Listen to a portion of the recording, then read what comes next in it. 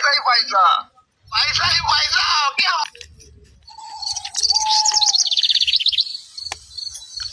চকচকে 5 টাকা, বাবা বাবা বাহ, পাথার ভিতরে ছিল। হে ভগবান, কার পয়সা আমি জানি না, এই পয়সাটা যার হবে দেখে নাও।